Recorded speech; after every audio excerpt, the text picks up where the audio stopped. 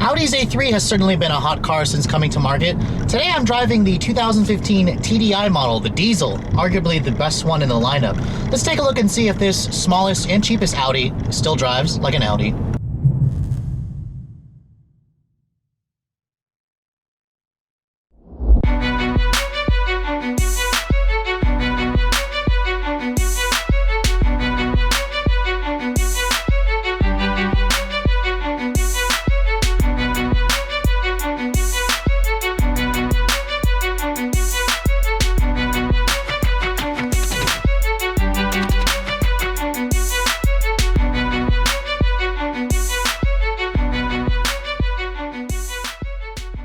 So you all probably noticed that cars are getting expensive, especially when you want to look at a luxury car. Now, Audi was one of the first manufacturers to recognize this. The company's smallest and least expensive A3 has been in the States since 2006. Now, what I'm sitting in is the redesigned second generation model. This is the 2015 Audi A3 TDI. Now, Audi is actually launching this car in several different body styles and trims. The original A3 only came as a hatchback and only offered one powertrain choice with either front or all-wheel drive.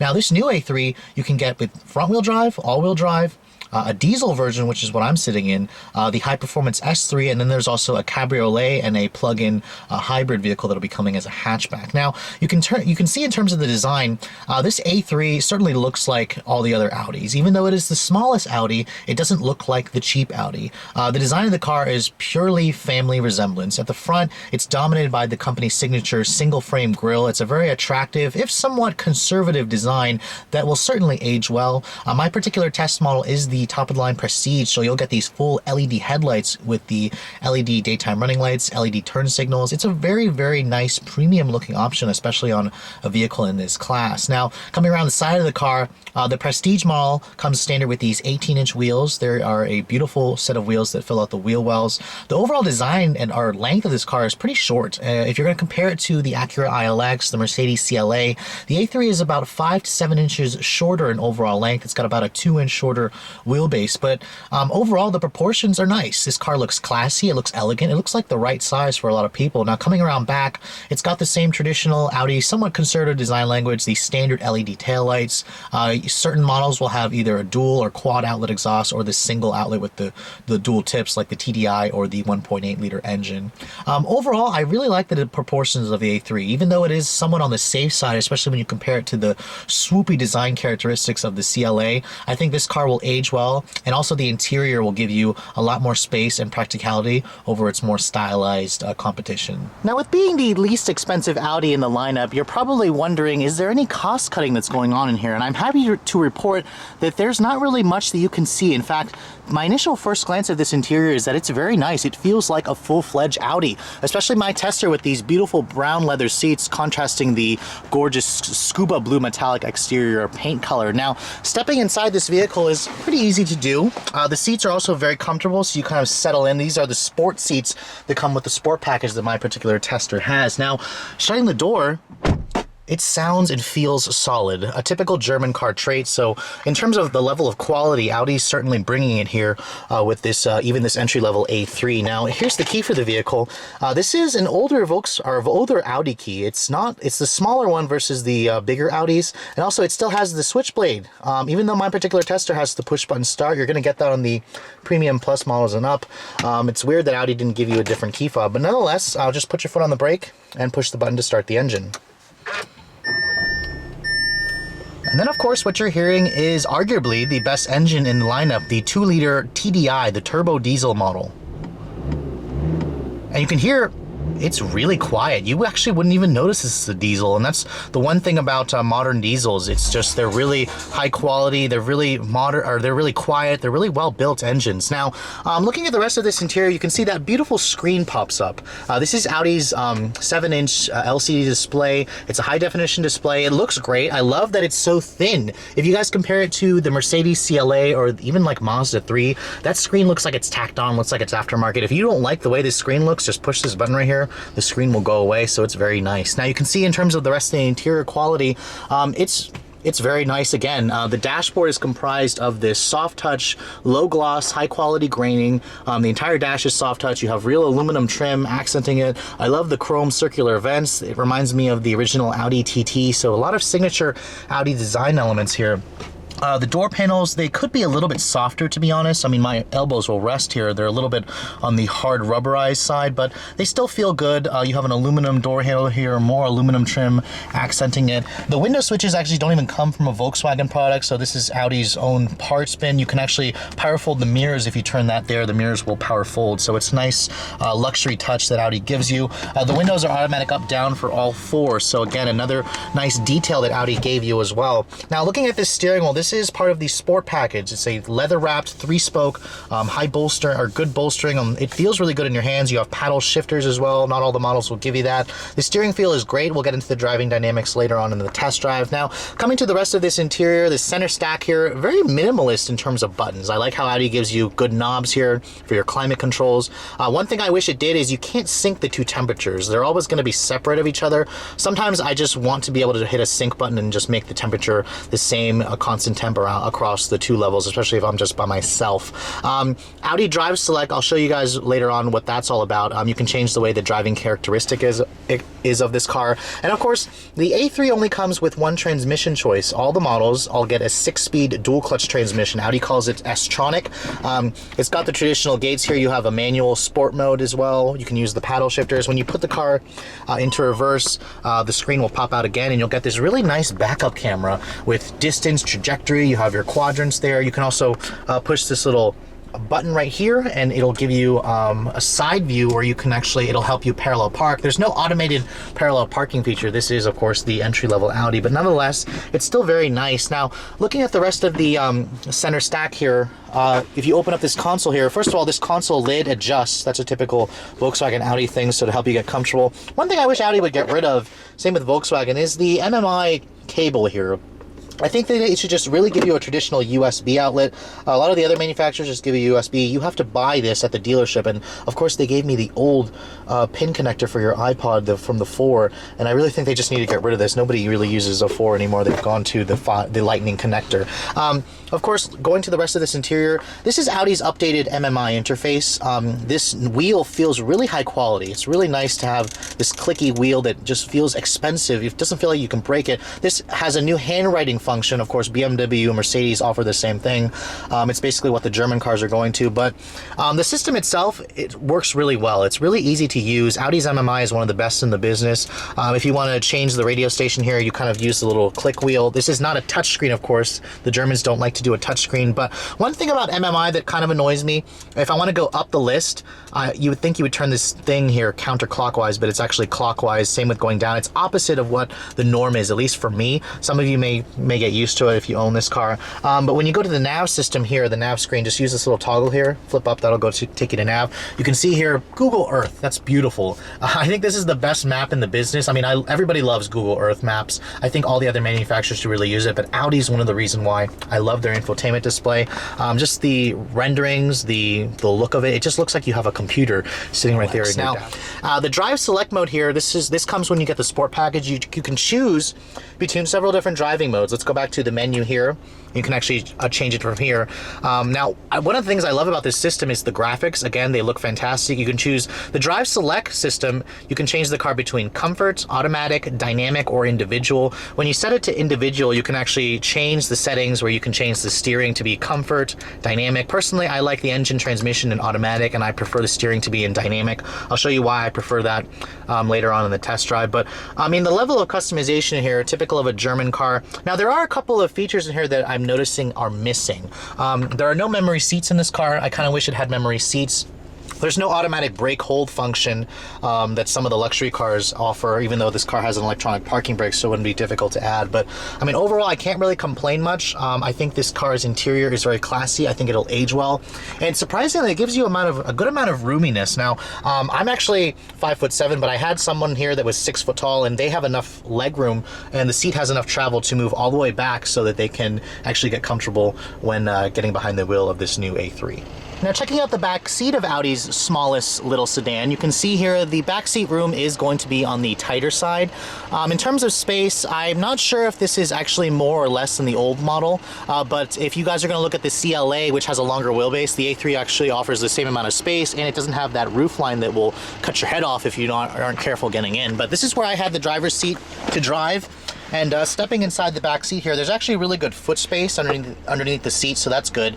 It's nice that Audi gives you vents back here with a power outlet, but there's no heated rear seats at all. You do have 2 map pockets at least, and then the seats, they fold down 60/40, which is nice, and then they still give you a nice armrest here with a little bit of storage, some cup holders right there. So even though the back seat is on the smaller side in terms of leg room for taller folks, it's still a very comfortable place to spend time. The door panel materials are still very nice, high quality, real aluminum here, and everything in here just feels really expensive. Now, checking out the trunk of the A3 will reveal a surprising amount of space. Now, in terms of the actual numbers, this is the smallest trunk in the class, about 12 cubic feet of space. The Mercedes gives you more, the ILX gives you more. However, the opening is quite large. You can see that weird trunk shape of the CLA is just not here, so you have a really large opening. You do have hinges that are not the gooseneck style, they're not the actual struts, but you can see here Audi has carved out a little portion so they won't crush your cargo. Another nice thing as well, Audi gives you a spare tire, a temporary spare tire, instead of the fix-a-flat kit that some of its competitors are going with.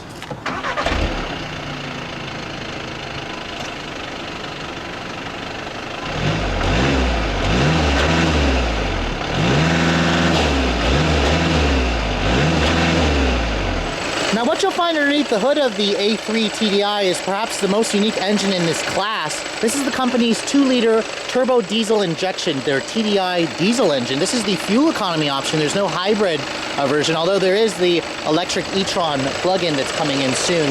Now the numbers are quite impressive. Volkswagen and Audi has updated this engine for 2015. It makes 150 horsepower, which is on the meh side for horsepower. However, diesels are grunters, they're torque monsters. This thing makes 236 foot-pounds of torque from 2 liters. And of course, being that a diesel, it doesn't have spark plugs, so this thing doesn't have to, you don't have to deal with that maintenance issue that some of the gas engine Volkswagen Audis have to deal with. Now, this car is only front-wheel drive. You cannot get Audi's Quattro all-wheel drive on the diesel. It only comes with the 6-speed dual-clutch transmission. There's no manual available like on the Golf, for example.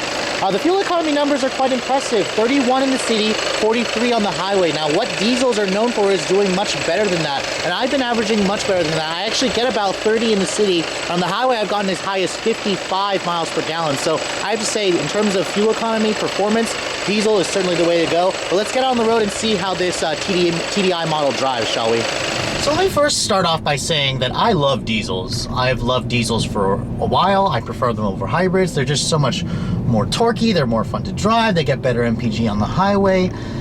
But a lot of you still may be skeptical on a diesel. So let's get on the road and see what it is about diesels that at least us enthusiasts love so much, shall we?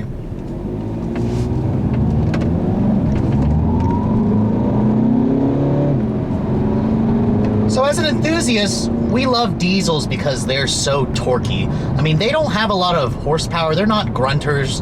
They're not revvers. You really just, the ideal rev range for a diesel is like between right off idle, like 1200 RPM up until about 3000 RPM. You really don't want to push a diesel engine any more than that. But the thing about diesels, modern diesels, is they're just incredibly refined. This A3, it drives like a conventional gas car aside from the torque. This model's front wheel drive, and occasionally it will overwhelm those front tires and you'll have a little bit of wheel spin and slight torque steer.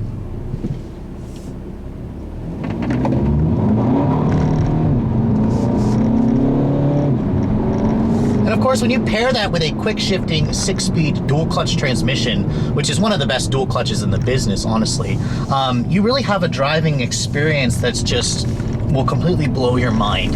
Compared to hybrids that everyone in America is used to driving, a Prius, for example, you have that slippery CVT that just doesn't give you a lot of fun. It's a boring car to drive compared to a diesel. And the thing about diesels is they're really efficient. For example, I've been driving this car for a week, and even with my lead foot, you guys know I've got a lead foot, this car will still get 30 miles to the gallon in the city. On the highway, Mixture of highway and city, I'm averaging about 40 miles to the gallon. And then of course, when I was just, you know, driving it very, very conservatively on cruise control at 55, this car would do about 50 to 60 miles to the gallon. I mean, that's phenomenal. That's better than what a Prius will get you, what a Honda Accord hybrid will get you. And it's one of the reasons why diesels sell so well in Europe, but I just wish that they would just come on to the States, which with modern diesels, they really are, but we're still not fully there yet.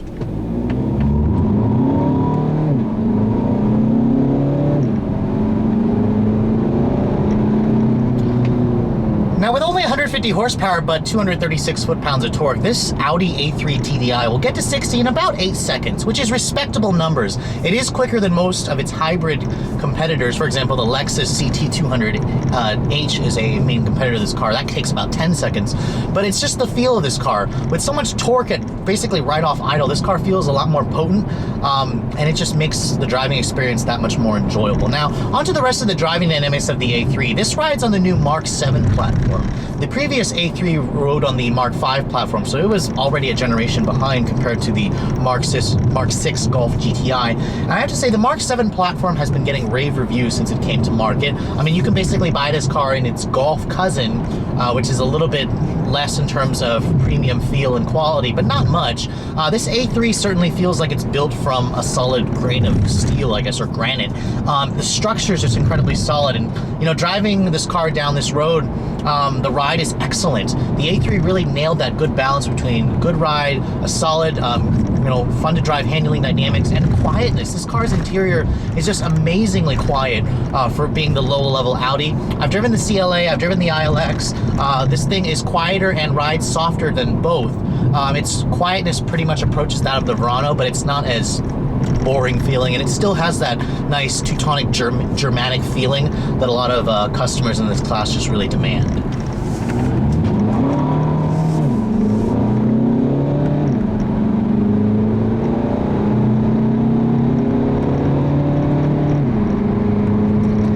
Now, for a modern diesel, this thing actually revs pretty high. It goes up to about 5,000 RPM as its Redline, but the transmission will still short shift you about 4,200.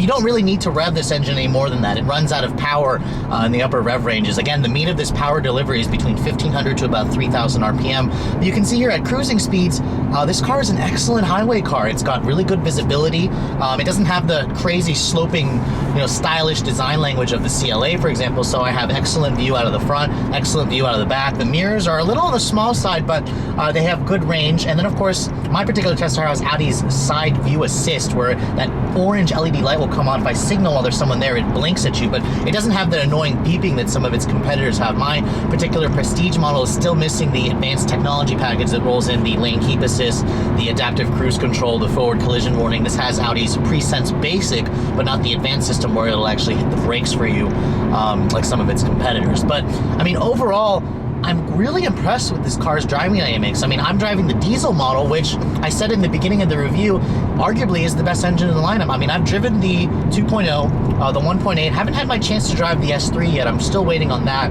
I mean, that's a different review. It's the high performance model. But I have to say, compared to the two gas engines, this diesel model is phenomenal. I would happily recommend it if you guys are looking for the alternative, the anti-hybrid. This car will seriously make you think twice about buying that hybrid. It'll also make you realize that this is not the cheap Audi. It's just a small one. It feels just as solid and as luxurious as the bigger, more expensive Audis. So in terms of where this car fits in the market, how Audi's designed it, it's a winner for me, and I can see why it's the best in the class. I mean, I've driven the CLA, the ILX, the Verano. I haven't driven the 2 Series yet, but that car is rear-wheel drive as opposed to the front or all-wheel drive competitors that this class is pretty much set. And I have to say, the A3 offers the best balance between performance, comfort, features. I mean, this cabin is just really nice, especially with the Bang & Olufsen audio. And I'm having trouble finding some negatives of this car. I mean, there are a couple things. The back seat's small, the trunk is on the small size, although it doesn't look like that. And of course, the price. Coming to that, the A3 certainly starts at $29,900. That's for a base model. Of course, this car comes pretty well equipped. You'll still have Audi xenon headlights. There's no halogens on this car. You'll still have full leather, power seats, automatic climate control, the big sunroof. However, if you guys want push button start, you want a backup camera, you have to go up to the Premium Plus model at least. That's about another $2,000 or $3,000 more. If you guys want the gas engines, of course, that's for the 1.8. The diesel is about a $3,000 upcharge versus the 2 gas engines. If you guys want the Quattro, it's about another $3,000 over the 1.8, which is front wheel drive. Now, my particular tester is the Prestige model. The Prestige model gives you a couple other things. The nav system, which is the MMI interface. You have the full LED headlights. You have the 18-inch wheels. I mean, that's about $8,000 on top of the $29,900 base price if you want the Prestige model. All in, my tester is about $43,000, which is a good chunk of change. I mean, if you're going to look at a comparable ILX or Verano, it's going to be about $10,000 more for the fully loaded models. However, you're going to compare this car to the 2 Series or the CLA, they're all right in the same price category. So Audi's priced it right in terms of the German competitors. Just remember that the German models are a little bit more expensive. However, I will argue that these feel more expensive, they feel like they're built better, and you certainly get that sense of quality that the Japanese and American competitors just don't give you. So with all that said, if you guys are in the market for this new class of car, an entry-level premium front-wheel drive luxury sedan, the A3 is definitely the best in the class. Just keep in mind that you will pay a little bit more, and it doesn't have the same stylish design language that the CLA gives you. However, you get a much more practical cabin. Anyways, if you guys are looking to see what I'm up to, what I'm driving, make sure you follow me on Instagram, like us on Facebook, subscribe to our YouTube channel for all the latest reviews. Thanks so much for watching, guys. If you're in the market for an all-new car like this, make sure you put an A3 on your list. It's certainly worth a look if you're in this market for a premium luxury sedan. Hope you all have enjoyed. Thanks so much for watching. I'll catch you all in the next review.